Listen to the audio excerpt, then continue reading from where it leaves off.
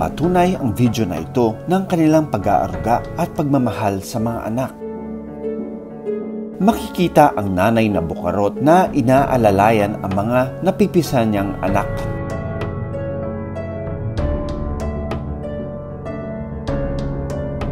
Dahan-dahan niyang dadalhin ito sa mababaw na parte ng tubig.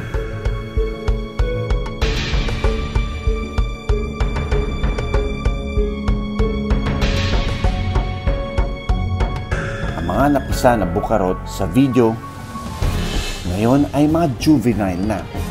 Sila Mayumi, Ligaya at Mutya. Ngayong araw, dadali namin sila sa kanilang temporary habitat.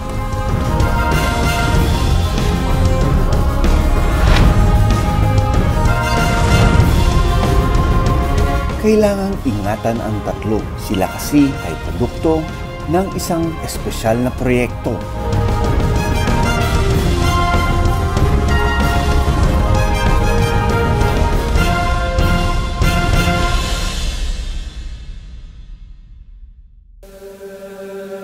Nandito tayo ngayon sa BMB and i-witness natin yung pagkuha dun sa mga Philippine crocodiles na galing pa ng Germany. Kasama ang Crocodylus porosus Philippines Incorporated, isang grupo na nagsusulong ng conservation ng mga buhaya, kabilang na ang bukarot at ang saltwater crocodile. Pakay naming dalhin ang magkakapatid na sina Mayumi, Ligaya at Mutya sa temporary habitat sa Tarlac.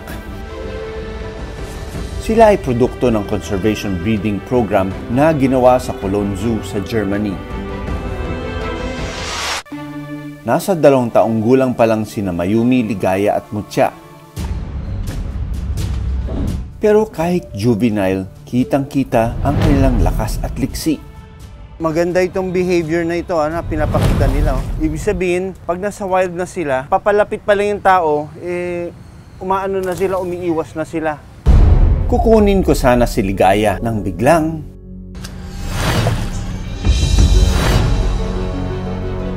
sinubukang protektahan ni Mutya ang kanyang kapatid.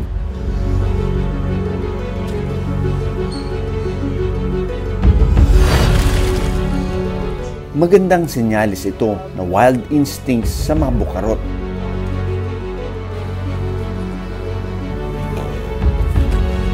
Alright.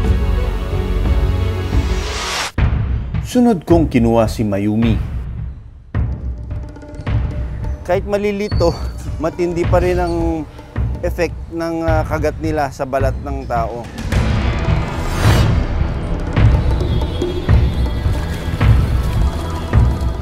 Okay, good girl. Good girl. Of all the 3 female crocodiles, ito yung pinakamalaki, ano?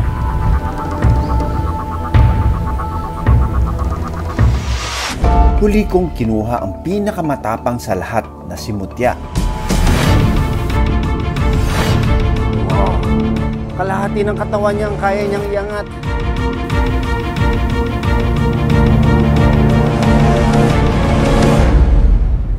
Good girl. Mutya. Mutya. What a beautiful name for a crocodile. Pinay na Pinay, ano? Easy, girl. Alright, Mutya. It's okay.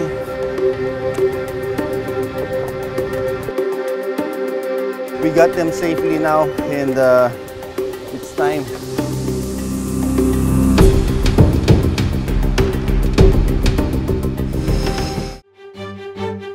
Ngayong araw ang takdang paglipad sa magkakapatid na bukarot na sina Mayumi, Ligaya at Mutya.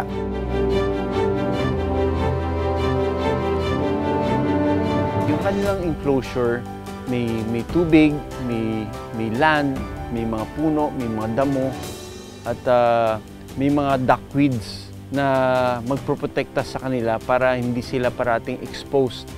Kasamang naghihintay sa crocodile farm kung saan sila i-release si Dr. Thomas Ziegler, ang curator ng Cologne Zoo sa Germany.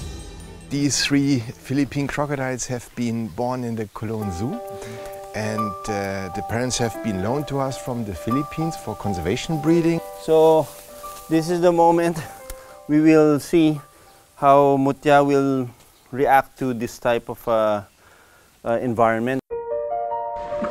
So pagkabukas ko dun sa transport cage ni Mayumi, kumaliwa kagad. There you go. So hindi namin nasundan kagad yung paglabas pero kumaripas ng takbo. That is a very good behavior of Mutya, ha? Sunod naming inirelease si Ligaya.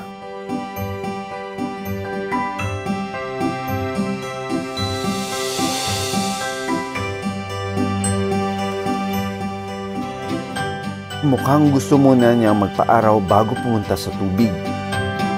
Habang ang kapatid na si Mutya rumekta na agad sa ilalim ng tubig para magpalamig. Ito ang dahilan kung bakit sila inirelease sa temporary enclosure na ito. Kailangan silang i-acclimatize o sanayin sa klima sa Pilipinas bago tuluyang pakawalan sa wild. How did you feel when you were able to breed them in captivity in Germany? Oh, that was a great feeling, of course. We stayed overnight in the terrarium house. The keepers were excited. And then, to seeing the eggs finally hatching. Dahil hindi mo malalaman na just in case may mangyaring problema sa population ng mga Philippine crocodile, meron pa tayong reserba na makukuha. Pero hindi lang pala si Mayumi, Ligaya at Mutya ang mga produkto ng captive breeding na nandito. Nauna na palang manirahan dito ang kanilang mga kuya na sina Dodong at Hulky. Taong 2015 nang maipanganak sina Dodong at Hulky. Sila ang unang inilipad mula sa Germany papuntang Pilipinas. Simula noon, idinokumento na ang kanilang mga behavior. Sa puntong ito, aakitin muna ang babaeng bukarot na si Mindo ang kanyang kapares na si Pinoy. Gagawa ito ng tunog o mating call. Dito na sila magsisimulang mag-mate. Mission successful para sa magkapares. Pagkatapos ng 3 buwan na breeding at incubation, dito na nasaksihan ng mga taga-Coulon Zoo ang isang pambihirang motherly instinct na mga bukarot. Very gentle niya kinukuha ito at dinadala niya sa tubig sa kanya. Tinutulungan yung mga baby crocs para mag-hatch safely. Pagkalabas niya dun sa itlog, saka naman niyang inangat at binalik niya dun sa makasamahan. Yung kanilang pag-aaruga sa kanilang anak ay nagre-resemble din sa isang Pilipinang ina kung paano niya alagaan yung mga anak niya pagka nangangailangan ng tulong. Pero kahit anong ingat ng nanay na bukarot sa kanyang mga anak, marami pa rin banta sa kanilang buhay sa wild. Dahil kasi sa masamang imahe ng mga bukarot, madalas silang patayin o huntingin. Kaya sa tulong ng DNR, CPPI at mga foreign zoo tulad ng Coulon Zoo, sinimulan nila ang ex situ conservation para sa mga bukarot. Sa ngayon, kailangan munang obserbahan ang mga magkakapatid na sina Mayumi, Ligaya at Mutya. Gayon din ang mga kuya nila na si Dodong at Hulky. Ngayon na nandito na yung 5 crocodiles, ano yung mga plans sa kanila? So, bali, gagawin natin dito, diba? Tinuturuan natin sila, tinitrain natin sila na mabuhay sa isang wild situation. Meron tayong ginawang mas malaking enclosure doon sa Siargao Island. So after nilang mag-evolve yung kanilang behavior dito, tapos tuturuan naman natin sila mag-hunt doon na sa may Siargao Park sa Mars. Lalagyan natin sila ng transmitter para masundan natin kung saan sila pupunta. According to the biologist na si Sir Graham, malayo na raw naabot ng Pilipinas, kaya konting patience pa. At pag nakita natin yung fruits of these efforts, this is already one step forward na nagiging successful na ang ating conservation sa Philippine freshwater crocodiles.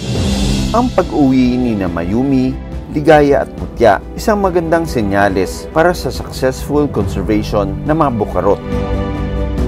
Pero higit pa rito, Sana dumating ang araw na hindi na sila kailangang ilipad sa dayung bansa para paramihin.